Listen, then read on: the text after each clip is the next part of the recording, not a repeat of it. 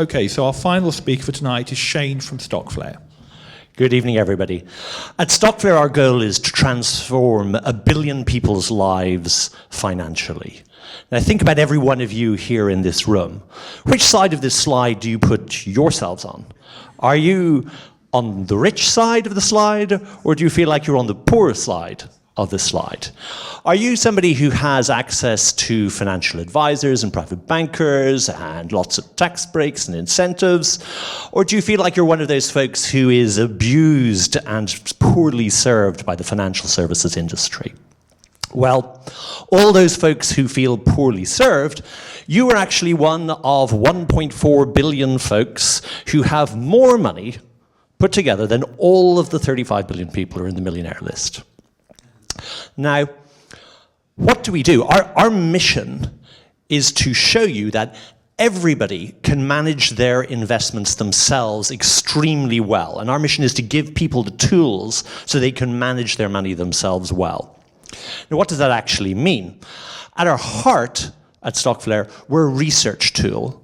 We help you find the investments that you want, and very shortly, we're going to help buy them as well, if you think about this in terms of stocks, ETFs, and the likes. Now, what's the competition when it comes to this? The competition is often things like Yahoo Finance, it's Bloomberg, it's your service inside Hargreaves Lansdown. All of these services are extremely impenetrable to the average Joe. We're the opposite. We're extremely easy and refreshing for somebody to use.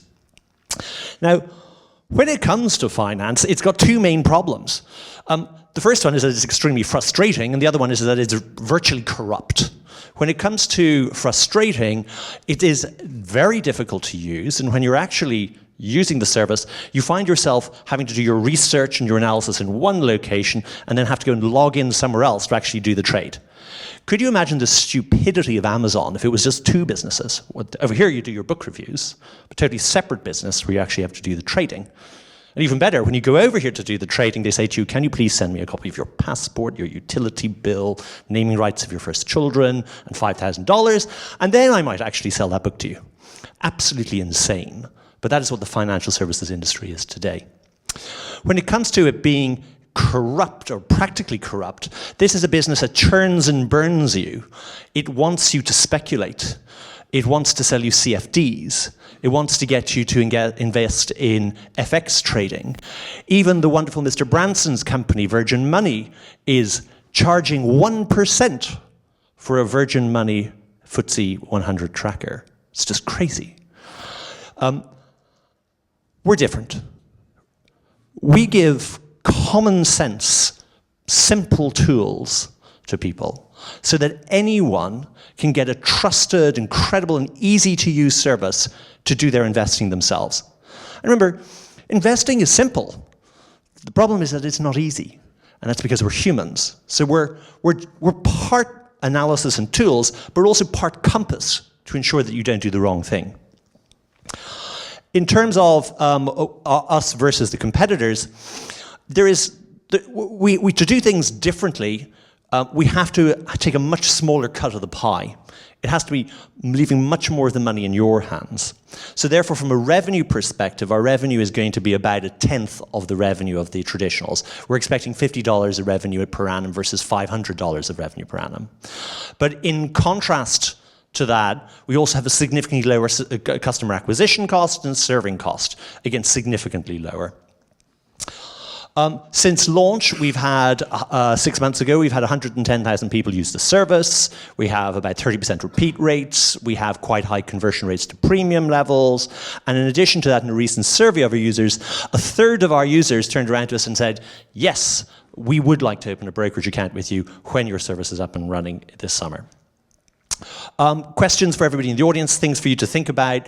We're starting a small funding round. We're about 1/4 of the way through a 300K raise. If you have any ideas on angels and peoples to participate, let us know. Secondly, on partners, we already have a trading partner lined up for the United States to execute the trades, to be our white-labeled back-end.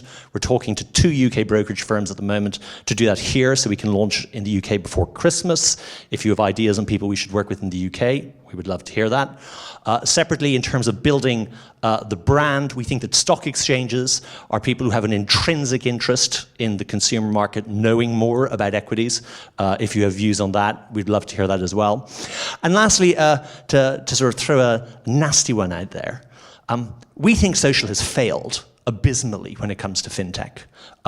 You look at Robinhood today, or Robinhood Trading. It was called Robinhood.io. It was a social trading app. It failed. Cake Financial failed.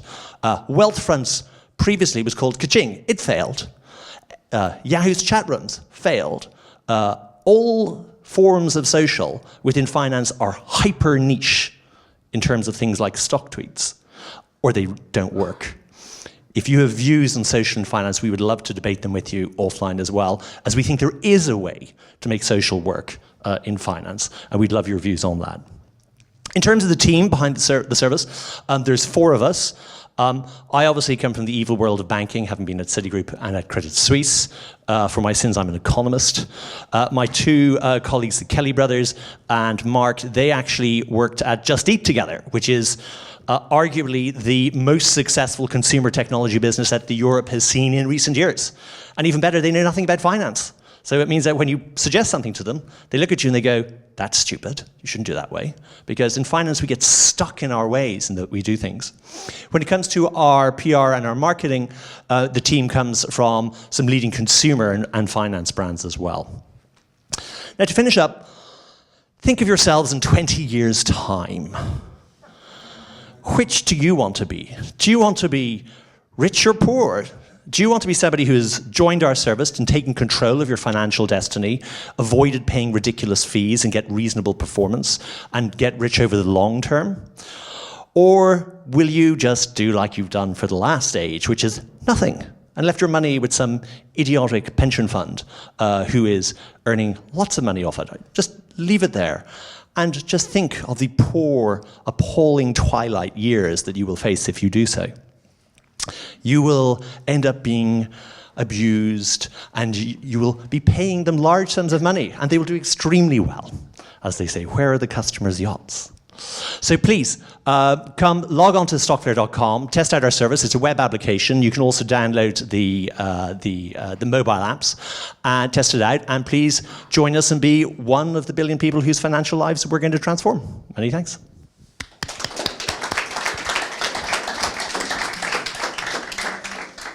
Okay, this is not turning into a good session for women in the audience. And how many women here want to be Hugh Hefner when they're old? Or a tramp, or old guy tramp. No? Okay. Okay, from next month, I'm going to deliberately focus on female presenters just to counter this thing that's happening. We constantly get accused of there not being enough women in fintech, and anyway, tonight's an example why. So you have to change that to a very glamorous, rich woman and an old woman, trampy woman. Anyway, questions for Shane? Okay, so you probably know about Nutmeg. What's different? Yeah, Nutmeg is lipstick on a pig. Frankly. It is the same tarred old lousy product that you can get anywhere else. It's got a very nice, pretty, well, it used to have a snot green colour, but it's now a nice green colour. And you can log in and you can give them your money, and it's great for them. You know, 75 bips. Enjoy it. So what do you compare with a L2, access with the CMA? What do you consider compared to those two? So I've got 2 screens, CMA on one, L2 data on the other. I can see the market trading. I can probably... We're not going to help anyone who wishes to be a day trader. We're going to help anybody who wants to speculate. If you want to go and lose your money, go do it somewhere else. If you want to do options, you can do it somewhere else. If you want to buy funds, you can do it somewhere else. It's stocks, ETFs. No leverage, no margin lending, nothing of the sort. Pure, simple. You can do all of the asset allocation that you need to do if you are somebody who has less than $100,000 with those 2 tools. You just don't need anything else. And if you're doing something else, you should stop. That's what I'm asking. What's the difference in terms of, I'm a retail investor, just layman, coming in, signing up. What's the difference that, than me having to sit through the books, find out how to trade or find out how to invest and build my own strategy? What's the difference? What are you offering as the difference? The difference is it's extremely easy for you to choose the investments that you want to make. So we don't give advice to anybody. Mm-hmm. This is a self-serve service. Okay. So you can come to the service, you can find the investments that are right for you. Right. how do you make that possible? As in, Well, do you just throw 10. Okay, let's give you a simple example. For any company that you look up, we present the data pretty clearly in terms of a 5-star rating for any business. So you can look at on this page, say Apple. When you get to it, you can see Apple is a 4-star stock. It is cheap. It's got weak growth. It's got a high price target. It's profitable and pays dividends. There are only 3 things you need to know when you're buying an equity. What does it do? How does it compare? And what do other people think? Once you've answered those 3 questions, you know everything you need to know about a company. So we in a very clear and easy visual way, answer those 3 questions for people. This is what it does, this is how it compares, and this is what other people think. And most people, when they look at any stock on our service, they instantly know whether they like a company or not like a company versus something else. It is, you might say, a grotesque oversimplification of financial data. Exactly, that's exactly what it is. So this is what I see when I look at a company, just that. That's what you. And then, for example, if you put in all of your portfolio into the service, you can get a health check in your portfolio as to whether these stocks are good, those stocks are bad, and then we can also then do weightings as to, are you too overweight something or too underweight something? If you compare yourself to your friends, are you totally misaligned to what your friends are doing? So it's to help you pick easily. And then also, if you manage to misweight yourself, then to point out to you where you're misweighted. So it could end up when the computer says no. And no, I mean, in terms of decision, is that clearly what it is? The computer tells you the answer. People are not involved. Right, okay. If you have a conversation after, question about, I see you are providing some basic research and some technical analysis. No, we don't look at technical analysis. We're particularly against technical analysis. Okay, good. What about risk management? Would you allow me to lose all my money? You can lose your money if you wish to. That's your problem. But you shouldn't, because you should, as you're looking at the information, understand if you're doing something silly. So if you're trading penny stocks, you'll be pretty clear to your via service that you're trading penny stocks. And you'll realize that you're one of the only people on our service who's trading penny stocks. And you'll receive notifications warning you that you're one of those people. Yeah, but are you running any sophisticated risk management models to protect? No, people do not need, the average Joe does not need a sophisticated risk management model. Then I don't understand what those big investment banks doing. Well, what the big investment banks are doing is a different story. But. Okay. Anyway, thanks. What I don't get is the labels that you put there. Those are kind of advice. How do you avoid the problem of the FCA and everything else? For advisory, you have to cross certain different thresholds. If you've gone through this with them, you'll know what they are. One is you have to go through a suitability test when you're talking to the people. You actually have to tell them to buy. There's a whole range of things which you have to do. So we will not cross that threshold. We're identical to a newspaper or to Yahoo Finance or Google. There is a stage where we may want to cross that threshold, but for the moment we don't see a point in doing that. We don't want to tell people what to do. People are smart enough to know what they should do themselves. Mr. Wheatley of the FCA came up with an interesting idea, which was that with the RDR regulation, that there's going to be swathes of financial advisors who are going to be eliminated, that the IFA community, which serves 6 million people, can only afford to serve one, so 5 million people can get no advice. So what are they going to get? And he said, let's have an automated IFA, a robo-IFA. It's crap. You know, the people don't need a robo-IFA. They just need the tools to do it themselves. We're not thick, all of us. You know, we've done math. You only need 4th grade math, as Peter Lynch says, to be able to invest, to pick a stock. So it's a very important point. Never provide advice. Humans. Can I just make a point? I think Martin Wheatley actually said that they would consider authorizing fully automated advice. He didn't talk about robo-advisors. True. So that's what he said. And what that meant was that was the threshold where it meant that, and he used the term advice, not execution only or something. So what he basically said, a computer could be authorized to give financial advice. Yeah. He said they would consider it. So he didn't really mention robo-advisors. He just specifically opened that door and said we would consider it. Right, who's next? Because this is quite an interesting one. Hi. What's your kind of client acquisition strategy? I just don't see how. Yeah. So how have we got there? How have we got to 100,000 people so far? It's been a lot of it's been totally unscalable. It's been going on to Reddit, Quora, Seeking Alpha, Stock Tweets, and engaging with people who are asking questions about stocks, giving them our perspective, and they've been replying. That's been about, I'd say, about 20% of the users that we've got. About 40% has come from influencers finding our service, writing about it, and telling people how wonderful we are, and then loads of people coming to us via things like Product Hunt, Lifehacker, etc. We've tried a little bit of social, which is, again, partially coloured our view. About 5% comes from about that. And then we've done a tiny amount of Google Words and Bing Words. That's been about 25%. And that's been at a cost of about 10 cents a click, so very, very low in terms of that cost. So that's the areas that we go. We think the key is to go for building an authoritative, credible brand and focus on the influencers, focus on delivering a great product that people love and tell their friends about. I'm going to bounce you three guys. You can have one more, then we'll bounce. Yeah, sure. Where are your users? Where they use 60% US, 20% here, and the rest across the world. And so it's a global product today. And so you'll need partners in the different regions to be able to execute. Well, frankly, there's only 20 markets that's worth opening a brokerage service in. So it's not really anyway. 1.4 billion. But we could white label ourselves to others in the other markets. Thanks. I'm trying to get my head around what's the difference between you and the many, many execution-only brokers out there, and also slightly old-fashioned. The easy one there is that we focus on the research and the information and providing the decision-making tools to the individual. We don't focus on the trading platforms. That's what our partners will do. So we come at it from the Yahoo Finance, the Google Finance, the CNBC side of things. I see, but don't quite a lot of the execution-only have terrible platforms. Interfaces, they do.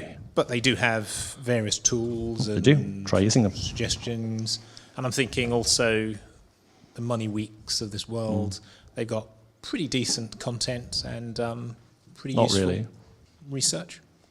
Okay, so what's different about yours specifically? The simplicity and the ease of use is what counts. So it's something that's accessible to anyone who is an intermediate and a novice. We don't treat people as if they are quasi-professionals. So if you think about what Yahoo Finance and Google Finance have built, they've effectively built mini Bloomberg terminals. That's what they're trying to build for people.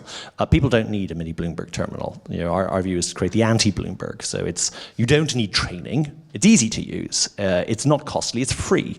So it's a service which is accessible to anybody, and it's not for the elite. So it's a totally different mindset what we're building.